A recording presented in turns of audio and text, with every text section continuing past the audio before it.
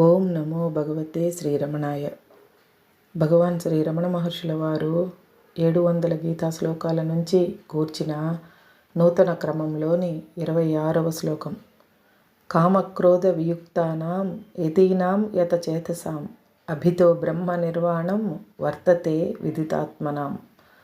తాత్పర్యము: ఆత్మను తెలుసుకొన్న వారికి సన్యాసులకును సన్యసింపకపోయినను మనోనిగ్రహము వలన కామక్రోధముల నుండి దూరమైన వారికిని జీవించి ఉన్నప్పుడు శరీరము పడిపోయిన తర్వాత కూడా మోక్షానందము ఉండును.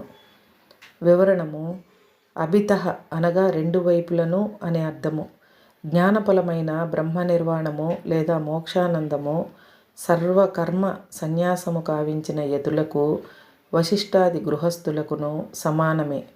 శరీరము పడిపోయిన తర్వాత కైవల్యముక్తి అందు కలుగు ఆనందమే శరీరంతో వ్యవహరించుచున్నప్పుడు కూడా జ్ఞానులకు సిద్ధముగానే ఉండును. శరీరము ఉన్నప్పుడును లేనప్పుడును వారు ఆనంద స్థితి అందే ఉందురు.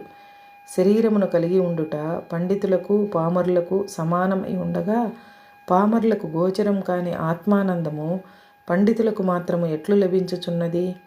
మనోనిగ్రహము చేత కామక్రోధముల నుండి దూరముగా ఉండగలుగుటయే పండితుల అందున్న విశేషము. ఆ విశేషము చేతనే వారు నిరంతరము ఆనందము పొందగలుగుచున్నారు.